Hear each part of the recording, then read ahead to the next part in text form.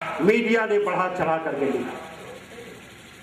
आपने इस्लाम को छोड़ दिया, आपने कुरान के आदेशों को छोड़ दिया, आपने हजरत मोहम्मद सल्लल्लाहु अलैहि वसल्लम की कथनी को छोड़ दी, हदीसों को छोड़ दिया, आपने हजरत मोहम्मद सल्लल्लाहु अलैहि वसल्लम के दिखाए रास्ते को छोड़ दिया। इसलिए इस्लाम पर यह पर्दा डाला जा रहा है। हम ये तो नहीं कहेंगे कि इस्लाम बदनाम है, पर्दा डाला जा रहा है। इस्लाम तो जैसा है वैसे ही ये पर्दा डाला जा रहा है। और पर्दा कौन डाल रहे हैं? वो लोग डाल रहे हैं जो आपकी कमी का फायदा उठा रहे हैं। आपने ऐसा क्यों किया? मैंने पूरे हिंदुस्तान में जाकर के देखा है कि जब हजरत मोहम्मद सल्लल्लाहु अलैहि वसल्लम की जीवनी यानी सीरत पर बात होती है, जो बोलता है आप पर वो रो रो करके बोलता है, और मैंने श्रोताओं को देखा है कि वो रो रो करके सुनते हैं। लेकिन क्या हम रो रो करके जब बोलते हैं तो अपने दिल पर हाथ रखते हैं कि जिन हजरत मोहम्मद सल्लल्लाहु अलैहि वसल्लम के बारे में हम बात कर रहे हैं और भावुक हो रहे हैं, क्या उनके अखलाक को, क्या आपके आचरण को, क्या आपके आदर्श को हम मान रहे हैं? और जो लोग सुन करके रो रहे हैं, क्या वो अपने दिल पर हाथ रखते हैं कि जो चीजें हम सुन रहे हैं इसका एक अंश भी हम अपने आचरण में ला रहे हैं? ये हर साल ये होता है। सुनाने वाला रो रो के सुनाता है, सुनने वाला रो रो के सुनता है और अमल में नहीं लाता। और सबसे बड़े ताज्जुब की बात यह है कि हजरत मोहम्मद सल्लल्लाहु अलैहि वसल्लम की शान के खिलाफ अगर कोई भी बोल दे तो इस दुनिया के करोड़ों करोड़ों मुसलमान अपनी जान कुर्बान करने के लिए तैयार हैं। लेकिन जो मुसलमान अपनी जान कुर्बान करने के लिए तैयार हैं, वो मुसलमान हजरत मोहम्मद सल्लल्लाहु अलैहि वसल्लम के आदर्शों को अपनाने के लिए तैयार नहीं है।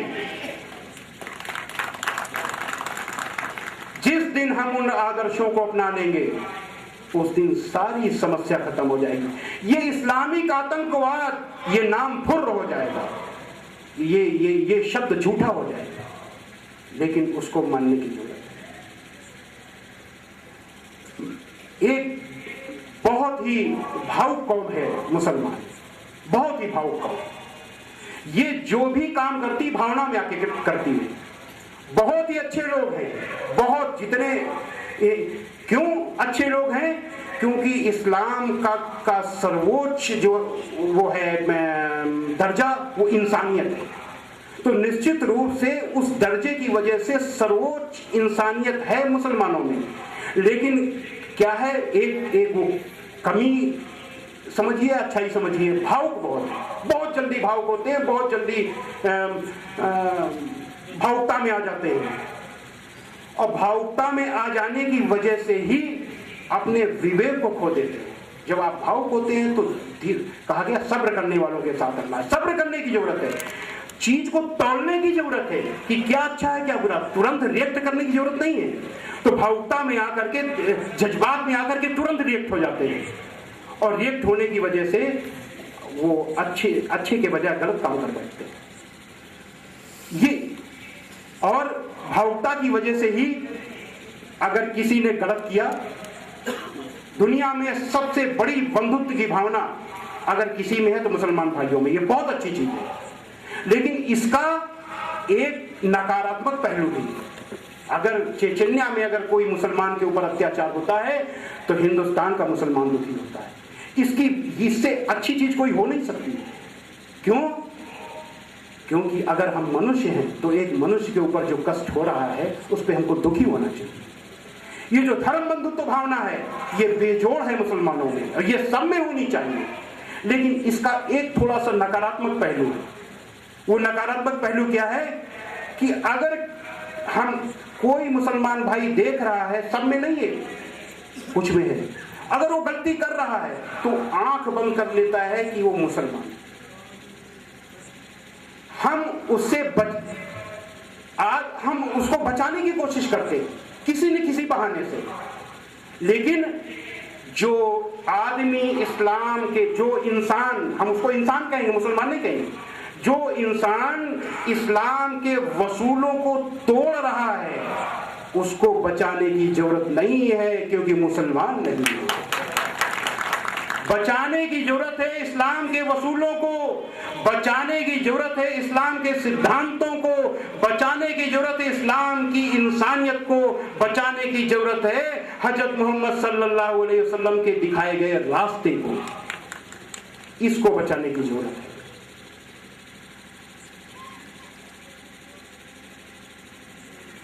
और हम मुसलमान भाइयों से ही नहीं, हिंदू भाइयों से भी बताते हैं कि इस्लाम ने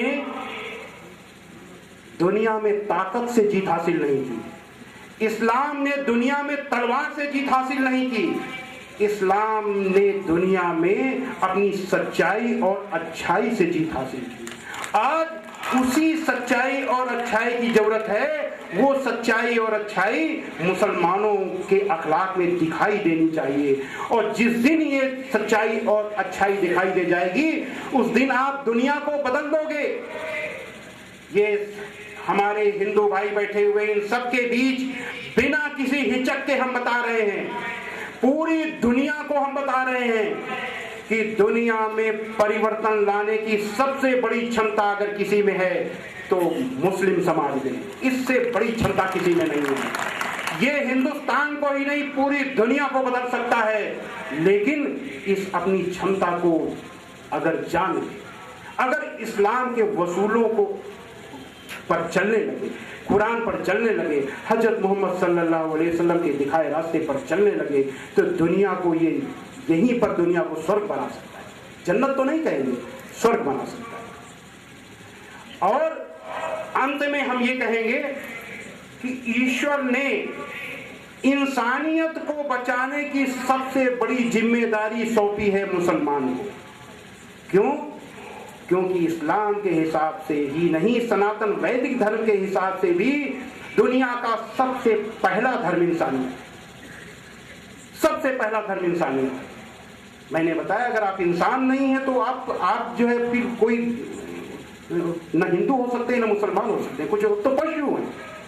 तो इंसानियत को बचाने की सबसे बड़ी जिम्मेदारी अल्लाह ने मुसलमानों को सौंपी है, और इस इंसानियत को बचाने की जिम्मेदारी आपको निभानी चाहिए, अल्लाह के हुक्म को मानना चाहिए। और अगर आप इसके हिसाब से चलेंगे तो निश्चित रूप से परिवर्तन बहुत नजदीक है। अंत में हम ईश्वर से प्रार्थना करेंगे कि वो हम सबको सद्बुद्धि दे, पथभ्रष्ट होने से बचाए, सच्ची राह दिखाए। ओम शांति शांति शांति। कि हम सच्चे इंसान बनकर रहेंगे इंशाअल्लाह। सबसे पहले मैं अल्लाह का शुक्रगुजार हूँ कि उसने हम सबको यहाँ आकर इंसानियत का सबक सीखने का मौका दिया। इसके बाद मैं हिंदू मुस्लिम एकता मंच द्वारा आदरणीय लक्ष्मी शंकर आचार्य जी का करता हूँ कि उन्होंने अपने इस बिजी शेड्यूल से, इसके बाद मैं विजय राव जी पाटिल चोंडीकर, श्री सतीश बयास, श्री एडवोकेट नीले नाइक सर, शरद भाव मैन जी, सारे मंच का मैं शुक्रिया अदा करता हूँ। साथ ही आप करता हूँ, साथ में हमारे एडवोकेट विवेक देशमुख साहब जिन्होंने इसका